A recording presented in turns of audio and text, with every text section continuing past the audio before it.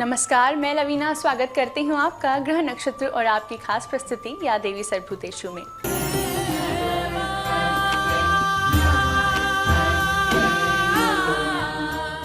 आज है नवरात्र का 8वां दिन और हो रही है माँ के 7वें स्वरूप माँ कालरात्रि की पूजा। माता का यह स्वरूप देखने में भयानक अवश्य है, मगर यह हमेशा शुभ फल देती हैं, इसलिए इनका नाम शुभांकरी भी है। माता के स्वरूप का ज्योतिषीय महत्व, कौन सा भोग और रंग माँ को प्रिय है, साथ ही कौन सा अस्त्र और वाहन माँ धारण करती हैं, ये सब हम जानेंगे आज के इस कार्यक्रम में।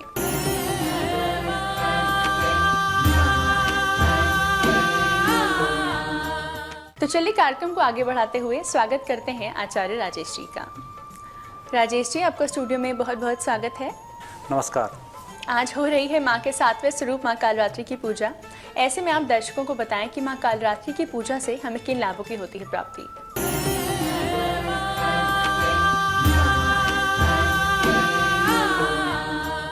मित्रों, आज सप्तमी तिथि और काल रात्रि माता की आज के दिन आराधना की जाती है। यदि कहीं हमें नौकरी नहीं मिल पा रही है और बेरोजगारी से हम अधिक परेशान हो रहे हो, तो ऐसे समय में माता काल रात्रि की आराधना करना बहुत शुभ माना जाता है। माता काल रात्रि की आराधना सायंकाल 6 बजे से लेकर 9:30 बजे तक गृहस्थों को की जाती है। साधकों को रात्रि 12 बजे से लेकर 3 बजे तक इसकी आराधना करनी चाहिए। आज दिनांक 8 अक्टूबर और दिन है शनिवार। आइए जानते हैं क्या कहता है आज का पंचांग। अश्विनी मास शुक्ल पक्ष सप्तमी तिथि शनिवार का आज दिन है। शुभ समय प्रातः 6 बजे से 7:30 तक, राहु काल प्रातः 9 बजे से 10:30 तक। आज चंद्रमा रहेंगे धनु राशि में। तो ये था आज का पंचांग। आइए जानते हैं 12 राशियों का दैनिक राशिफल कैसा रहेगा, साथ ही किन उपायों से आज आप माँ कालरात्रि को प्रसन्न कर सकते हैं। मेष राशि वाले व्यक्तियों के लिए आज दिन सभी प्रकार से शुभ रहेगा और आपके भाग्य को बढ़ाने वाला दिन है। मेष राशि वाले व्यक्ति आज लाभ ले सकते हैं माता जी की साधना का।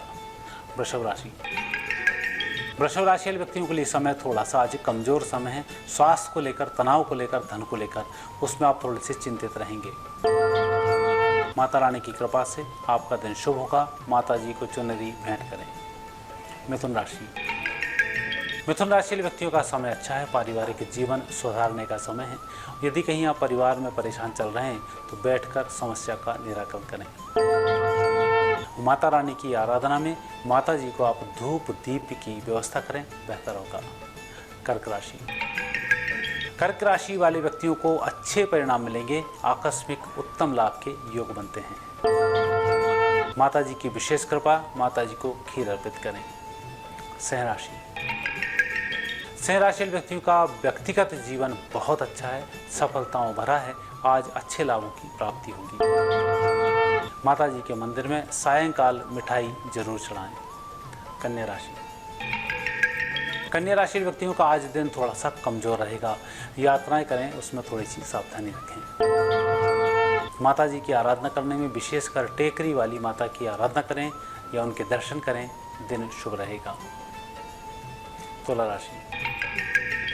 राशि व्यक्तियों के लिए बहुत अच्छा दिन है। अच्छे लाभों की प्राप्ति होगी। नए लोगों से आज संपर्क होंगे। माता जी की विशेष कृपा प्राप्ति के लिए उन्हें श्रीफल भेंट अवश्य करें या नारियल का प्रसाद चढ़ाएं। वृश्चिक राशि व्यक्तियों को आज वाणी पर थोड़ा सा संयम रखना चाहिए। तनाव मुक्त रहना चाहिए। आज के दिन माता रानी के मंदिर में कुछ द्रव्य का दान करें। धनु राशि व्यक्तियों पर आज माता जी की विशेष कृपा है और अच्छे लाभ मिल रहे हैं। शांति का आज दिन है। माता जी की और भी कृपा प्राप्ति के लिए वहां पर सायंकाल फलों का प्रसाद चढ़वाएं। मकर राशि व्यक्तियों को आज निश्चिंत रहकर कार्य करना चाहिए। सभी तरफ से अच्छे सफलताओं की प्राप्ति होगी। आज के दिन माता रानी के मंदिर के नंगे पैर दर्शन करना जाना, साथ ही नंगे पैर उनकी परिक्रमा करना शुभ रहेगा। कुंभ राशि व्यक्तियों के विशेष बेरोजगारों को आज के दिन कुछ अच्छी सफलताएं हाथ लग सकती हैं। आपके प्रयास सफल रहेंगे। माता जी की विशेष कृपा के लिए गुड़ की वस्तुओं का भोग लगाएं। मीन राशि व्यक्तियों का आज व्यक्तिगत दिन बहुत अच्छा है। कोई नई जिम्मेवारी हाथ ना लें। माता जी की विशेष कृपा के लिए उनके मंदिर में घी का दान करें।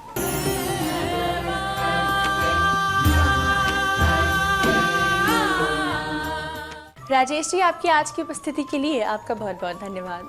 धन्यवाद। दर्शकों, इसी के साथ वक्त हो चला है एक छोटे से ब्रेक का। ब्रेक के बाद त्रिपाठी जी हमें बताएंगे माँ कालरात्रि के स्वरूप का ज्योतिषीय महत्व क्या है। आप देखते रहिए ग्रह नक्षत्र और आपकी खास प्रस्तुति या देवी सर्वभूतेषु।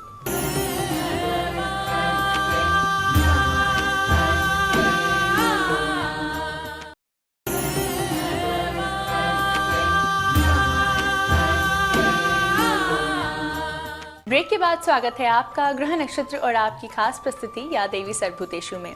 इस समय स्टूडियो में हमारे साथ मौजूद हैं प्रख्यात नक्षत्र गतान्वेषी डॉक्टर शंकर चरण त्रिपाठी जी। त्रिपाठी जी, आपका स्टूडियो में बहुत बहुत स्वागत है। प्रणाम। चारों ओर हो रही है माँ की जय जयकार और आज है नवरात्र का 8वां दिन। ऐसे में आप दर्शकों को बताएं कि माता के 7वें स्वरूप यानी माँ कालरात्रि के स्वरूप का ज्योतिषीय महत्व क्या है।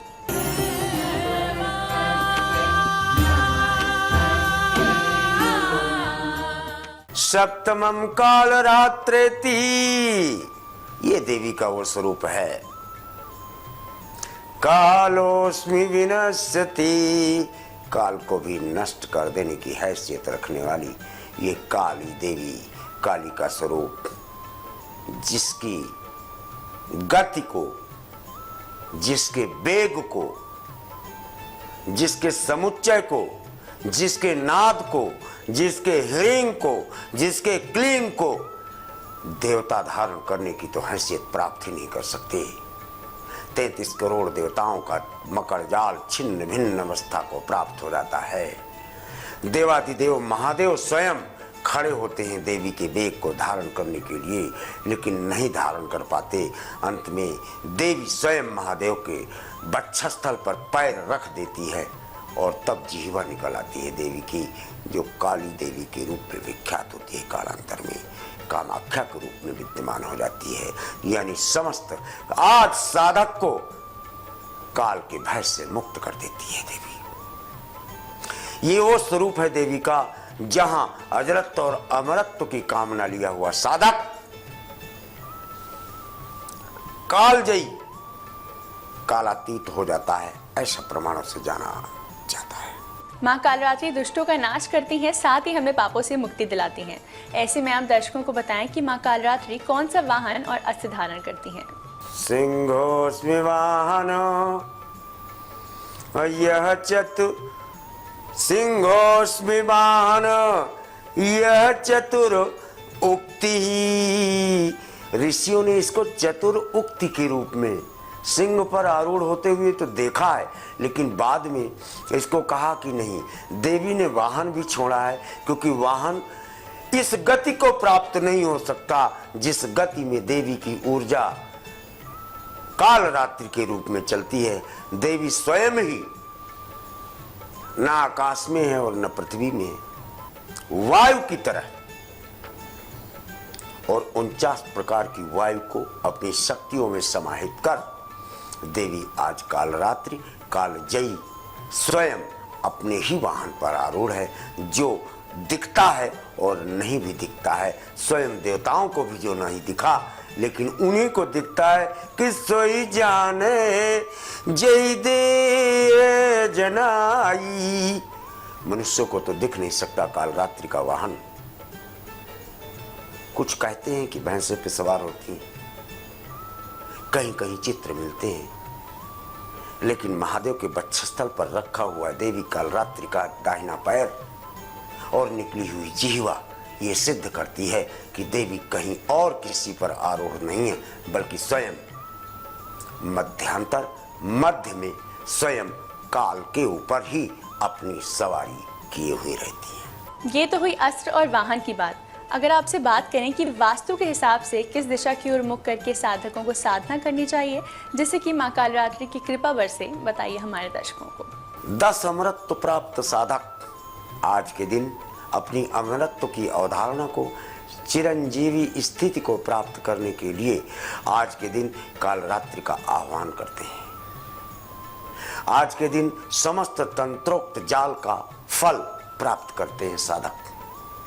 आज के दिन चिता भस्माले पो, गरल मसनम दिगपट धरो, जटाधारी कंठे भुजगपतिहारी पशुपति, कपाली भूतेशो भजत जगदीश कपर्दवी, भवानी तत्पाणी ग्रहण परिपाटी फलमिदम।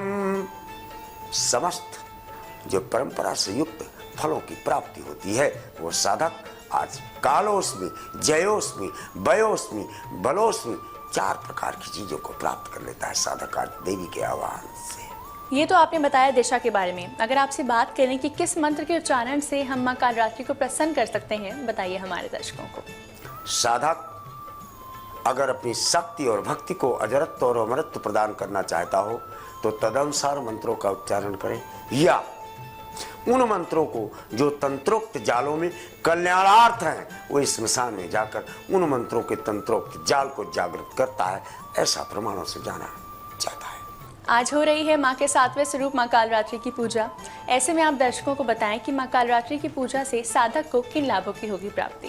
काल जयी काल पुंजरा निर्वाण रूपम अकल काल दग्धी।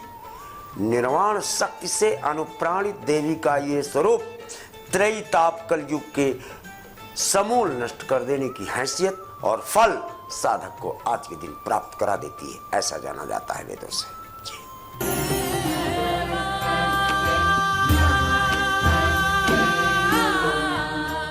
त्रिपाठी जी, आपकी आज की उपस्थिति के लिए आपका बहुत बहुत धन्यवाद। दर्शकों, इसी के साथ वक्त हो चला है एक और छोटे से ब्रेक का। ब्रेक के बाद भावना जी हमें बताएंगी अखंड ज्योति का क्या है महत्व। आप देखते रहिए ग्रह नक्षत्र और आपकी खास प्रस्तुति या देवी सर्वभूतेषु।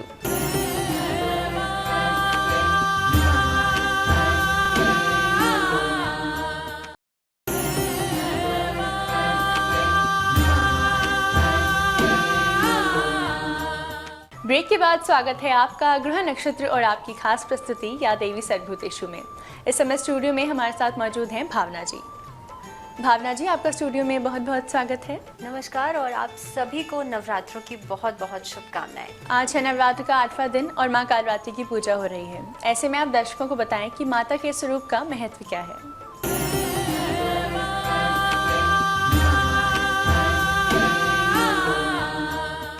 काल रात्रि इनका नाम ऐसे पड़ा क्योंकि इन्हें कहा जाता है डेथ ऑफ काल, यानी कि काल को नाश करने वाली। जहाँ पे हम बात करते हैं माँ काल रात्रि की, यानी कि ये डार्कनेस को ख़त्म करती हैं, अंधेरे को मिटाती हैं, साथ ही में इग्नोरेंस को ख़त्म करती हैं। जितनी भी नेगेटिविटीज़ होती हैं हमारे अंदर, माँ उनका नाश करती हैं। माँ काल रात्रि का अगर देखा जाए तो इनके गले में जो है मुंड माला है और साथ ही में इन्होंने रक्त बीज जो है उनका नाश किया था, उनका वध किया था। और जिस तरह से हम सभी जानते हैं कि जो रक्त बीज हैं उसका वो अपने ब्लड से मल्टीप्लाई होते थे, यानी कि जो एक एक बूंद उनकी ज़मीन पर गिरती थी उससे उसका जो शरीर था वो मल्टीप्लाई होता जाता था। तो माँ कालरात्रि जो है उन्होंने उसकी जो खून की बूंद थी उसको ज़मीन पर नहीं गिरने दिया, उसको वहीं से चाट करके उसका वध किया, उसका नाश किया। इसी तरह से लेकिन जो माँ कालरात्रि हैं उनके जो भक्त हैं उन्हें वो आयु प्रदान करती हैं और उनके जीवन में जितनी भी नेगेटिविटीज़ होती हैं, जैसे माँ ने रक्त बीज का नाश किया था, तो रक्त बीज हमारे जीवन में यहाँ पे क्या है, हमारा एंगर है, हमारा प्राइड है, हमारा ईगो है और कहीं ना कहीं पे हमारे जो आसपास के लोग हैं वो जो नेगेटिविटी हमें देते हैं, उस तरह की जो नेगेटिविटीज़ हैं वो है आजकल के टाइम में हमारे आसपास। तो हम यहाँ पे बात कर रहे हैं कि माँ कालरात्रि जो हैं अपने भक्तों का किस तरह से उद्धार करती हैं।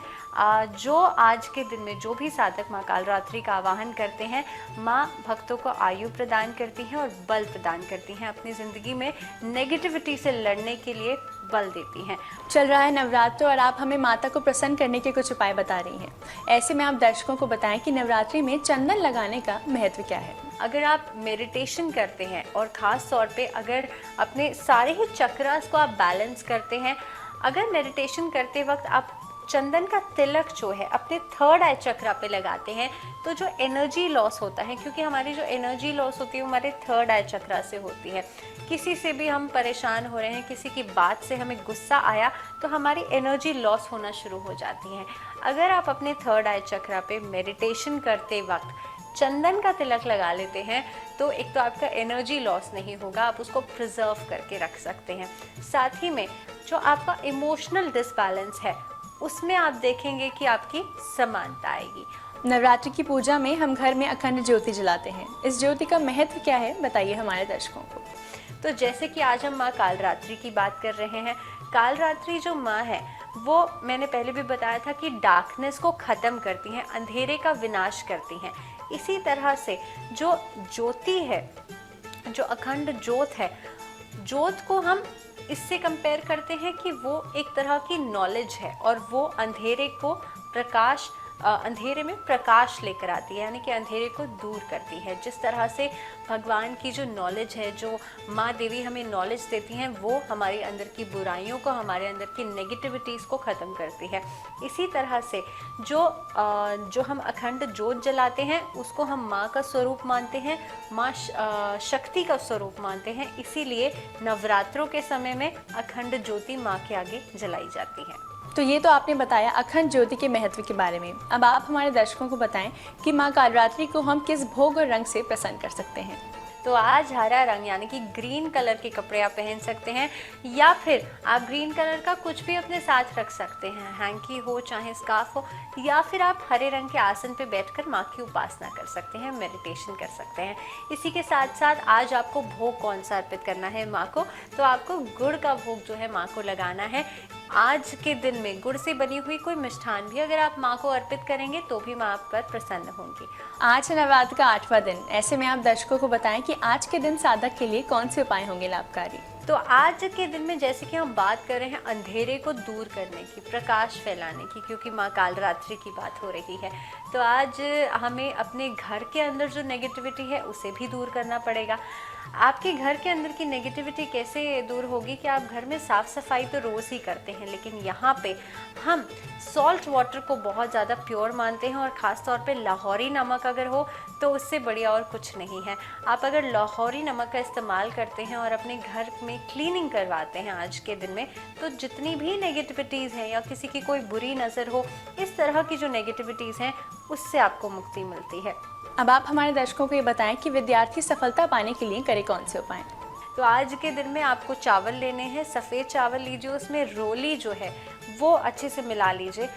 उन रोली मिले हुए चावलों को आपको लाल कपड़े में बांधना है, और लाल कपड़े में बांध करके अपने बुक्स के साथ या जहाँ पे आपकी किताबें रखी हुई हैं आप उनके ऊपर उन्हें रख दीजिए। ऐसा करने से आप उसे कुछ समय तक वहाँ पे रखे रहने दीजिए। ऐसा करने से क्या होगा कि आप जो कॉम्पिटिटिव एग्ज़ाम्स की तैयारी कर रहे हैं उसमें तो आपको सफलता मिलेगी ही, लेकिन आगे भी आपके लिए अपॉर्चुनिटीज़ बनती चली जाएंगी।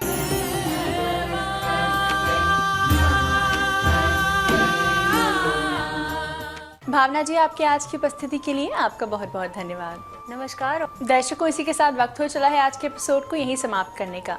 कल के एपिसोड में हम जानेंगे हम माता के 8वें स्वरूप माता महागौरी को कैसे प्रसन्न कर सकते हैं, उन्हें कौन सा भोग और रंग प्रिय है, और कौन से उपायों से आपको होगी लाभों की प्राप्ति। आप देखते रहिए ग्रह नक्षत्र और आपकी खास प्रस्तुति या देवी सर्वभूतेषु।